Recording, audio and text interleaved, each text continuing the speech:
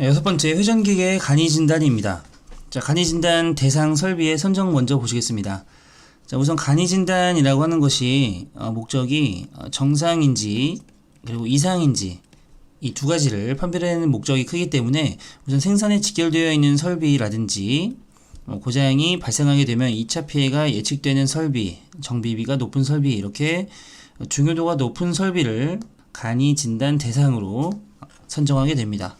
오른쪽에 참고 부분 한번 보시겠습니다.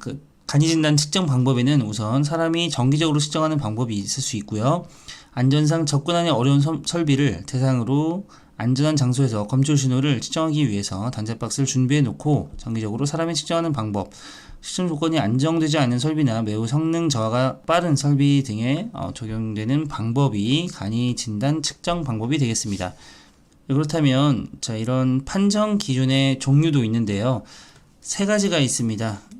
판정 기준의 종류로는 어떤 것들이 있는지를 물어보는 문제가 굉장히 많이 출제가 됐었고요. 각각의 특징이 어떤 것들이 있는지 구분하는 문제들도 굉장히 많이 출제가 됐었습니다.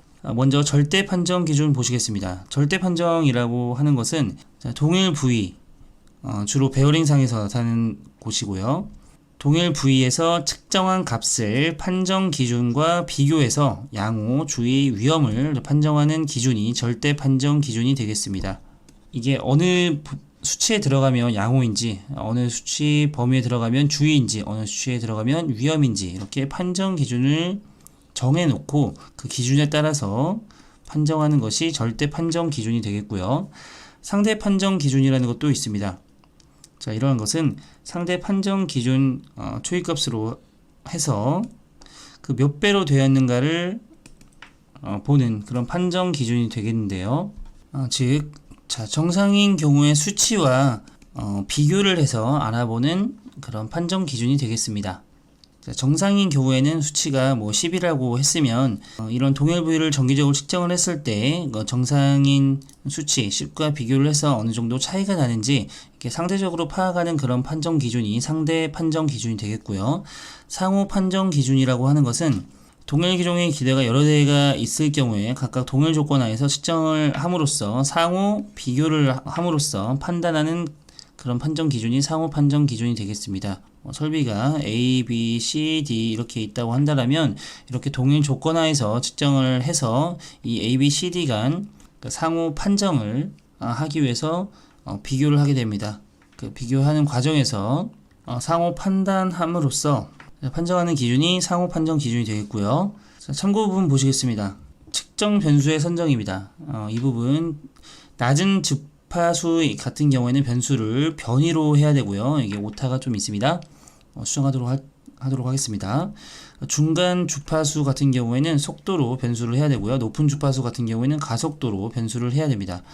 주파수가 낮을수록 변위의 검출 감도가 높아지고요. 주파수가 높아지면 가속도의 검출 감도가 높아집니다. 이 부분 참고해 주시고요. 측정 주기의 설정입니다. 측정 주기는 기계의 고장이 많이 발생되지 않을 정도로 충분히 짧게 선정하는 것이 좋고요. 필요 이상으로 짧은 주기를 측정하는 것은 비경제적이므로 적절한 측정 주기를 찾아내야 합니다. 측정 주기는 공장 내 대상 설비수, 점검 점수, 그리고 점검 점 간의 거리를 충분히 고려해서 결정해야 되고요. 항상 일정한 필요는 없습니다. 이렇게 측정 주기를 설정할 수 있고요. 측정점의 선정 보시겠습니다. 자, 측정 위치를 보시면 이렇게 베어링 설치 상황과 측정점에 따라서 이렇게 선정을 할 수가 있는데, 베어링 설치 상황을 보시면 우선 먼저 하우징이 외부에 있는 경우가 있습니다. 이럴 때는 측정점을 베어링 케이싱으로 측정점을 두고 측정을 해야 되고요. 자, 여기서 하우징이라는 것과 케이싱이 좀 비슷한 의미이긴 한데 이 부분 두 개를 조금 비교하도록 하겠습니다. 우선 케이싱이나 하우징 모두 무언가를 보호하기 위해서 내부 부품을 담고 있는 외부 케이스를 케이싱 또는 하우징이라고 합니다. 케이싱이 좀 더 넓은 범위에 있다고 생각하시면 되고요. 하우징은 내부 부품을 담고 있는 외부 케이스, 그러니까 베어링을 제자리에 고정시키고 보호해주는 역할까지 해주는 케이스가 하우징이 되겠고요. 케이싱이라고 하는 것은 유체 흐름 및 압력 제어까지 하는 유체학적 기능까지 하는 것이라고 보시면 되겠습니다. 따라서 케이싱은 유체학적 기능까지, 유체 흐름 및 압력 제어까지 하는 유체학적 기능까지 하는 케이스라고 보시면 되겠고요. 하우징은 기계적 기능을 하는 그런 외부 케이스라고 보시면 되겠습니다. 자, 그렇게 하우징이 외부에 있는 경우에는 베어링 케이싱에 이렇게 측정점을 두도록 하고요. 하우징이 내부에 있는 경우에는 케이싱상의 강성이 높은 부분 또는 기초 부분에 측정점을 두고 측정을 하면 되겠습니다. 측정 방향의 종류에는 이렇게 수평, 수직, 축방향 이렇게 세 가지가 있습니다. 참고 부분에 또 가보시면 간이 진단 가능한 이상 현상에 대해서 나와 있는데요. 간이 진단이 가능한 이상 현상에는 기계적 언밸런스, 미스얼라이먼트, 풀림, 축구힘, 올힘 등이 있습니다. 자, 바로 개념적인 문제 풀어보도록 할게요. 회전기계 이상 진단 방법 중 간이 진단법에서 판정 기준이 아닌 것은, 자, 우선 절대 기준에 따라서 판정하는 절대 판정 기준이 있었고요. 정상인 것과 비교를 해서 알아보는 판정 기준인 상대 판정 기준, 그리고 여러 대의 설비를 측정해서 상호 비교함으로써 판단하는 상호 판정이 있었죠. 따라서 해당하지 않는 것은 2번 상태 판정이 되겠습니다. 다음 개념적인 문제 풀어보도록 하겠습니다. 진동을 측정할 때 회전한 축을 기준으로 진동 센서를 부착하여 측정하라고 합니다.